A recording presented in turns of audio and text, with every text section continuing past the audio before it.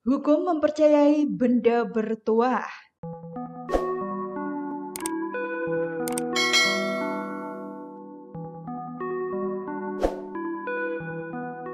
Dalam lingkup kehidupan masyarakat, hal ini memang selalu menimbulkan perdebatan karena adanya perbedaan pendapat. Tidak hanya orang awam yang rendah keilmuan spiritualnya, bahkan para ulama pun masing-masing memiliki pendapat yang berbeda terkait hukum mempercayai benda bertuah. Nah, sebelum Anda benar-benar memutuskan untuk menggunakan sarana keris semar atau benda bertuah lainnya dari Raden Mas Ashraf Sigit, luangkanlah waktu sejenak untuk menyimak ulasan berikut ini agar Anda lebih mantap dan memiliki landasan yang kuat untuk menentukan pilihan. Sebagai catatan penting untuk Anda, kami tidak menganggap bahwa pendapat kami ini paling benar. Anda boleh memiliki pendapat yang berbeda. Sebelum lanjut, bagi Anda yang belum subscribe, silahkan klik tombol subscribe yang ada di bawah video ini. Dan jangan lupa nyalakan tanda loncengnya ya, agar Anda menjadi orang yang pertama mendapatkan update dari channel Kamus Spiritual Pengasihan. Apa sebenarnya makna dari benda bertuah? Benda bertuah artinya adalah sebuah benda yang memiliki manfaat atau kegunaan lain. Selain manfaat benda tersebut secara fisik, yang beredar di masyarakat adalah manfaat yang mengarah pada manfaat spiritual. Misalnya, rompi Ontokusumo yang dimiliki oleh Kanjeng Sunan Kalijogo. Rompi Ontokusumo terbuat dari kulit hewan yang fungsi utamanya adalah agar tubuh terhindar dari kedinginan. Namun di balik fungsi utamanya tersebut, rompi ini memiliki tuah atau manfaat lain, yakni sebagai perlindungan secara gaib dan kelebihan-kelebihan lain yang tak kalah dahsyatnya.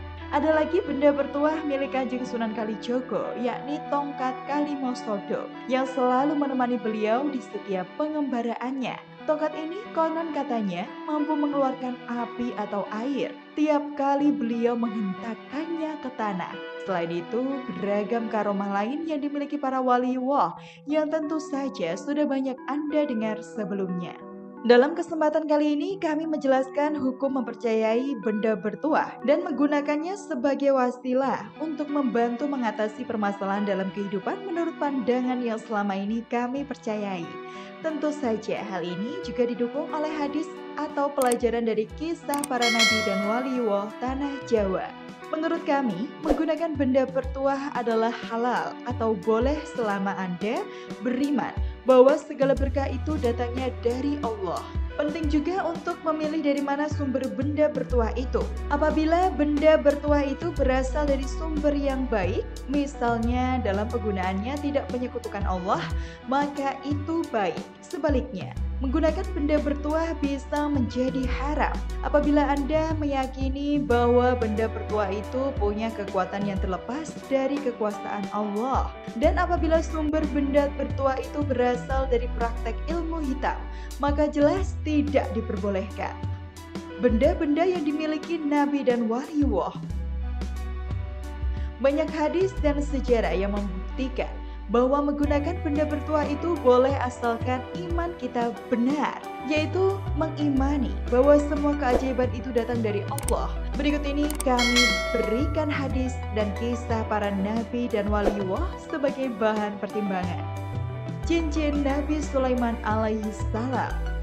Dikisahkan dalam tafsir Al-Quran surat Shad ayat 34 bahwa Nabi Sulaiman memiliki cincin bertuliskan kalimat suci yang punya berkah kekuasaan, sehingga dengan cincin itu Nabi Sulaiman mampu memerintah seluruh alam, termasuk manusia, binatang, dan jin. Suatu hari cincin Nabi Sulaiman dicuri oleh jin Ifrit, sehingga Nabi Sulaiman tersingkirkan dari kerajaan dan posisinya digantikan oleh jin Ifrit yang menyamar sebagai Nabi Sulaiman. Kejadian ini terjadi atas kehendak Allah untuk mengingatkan Nabi Sulaiman agar bertobat atas kelalaiannya membiarkan istrinya menyembah berhala. Setelah melalui proses pertobatan yang panjang, akhirnya Nabi Sulaiman mendapatkan cincin itu dan kembali berkuasa di kerajaannya. Tongkat Nabi Musa alaihi salam.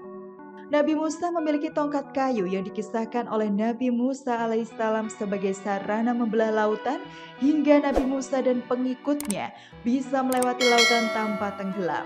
Pernah juga tongkat Nabi Musa dipukulkan ke sebuah batu dan dari batu itu muncul 12 mata air untuk 12 suku Bani Israel.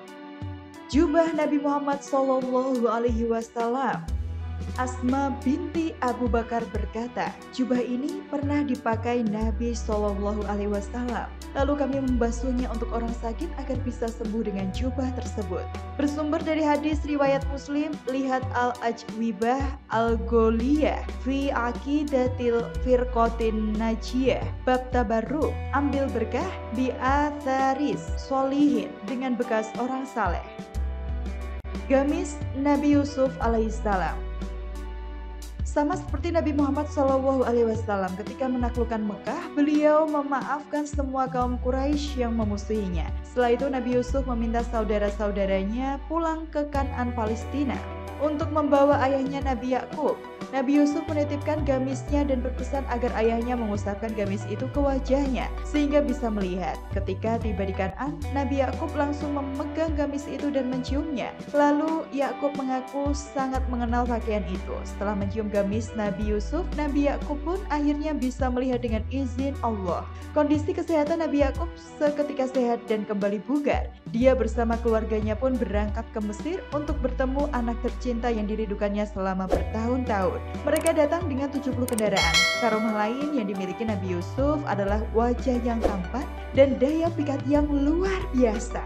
Sebagai orang yang beriman kepada Allah, Anda pastinya tidak menganggap gamis Nabi Yusuf itu sakti, melainkan Anda meyakini bahwa gamis itu hanyalah perantara pertolongan dari Allah. Begitulah juga seharusnya Anda menyikapi keris semar atau benda bertuah lain dari Raden Mas Ashraf Sigit. Demikian penjelasan kami tentang hukum mempercayai benda bertuah dan menggunakannya. Untuk selanjutnya kami serahkan kepada Anda. Apakah Anda mantap untuk menggunakan keris semar sekarang atau masih membutuhkan waktu untuk memutuskan menggunakan keris semar?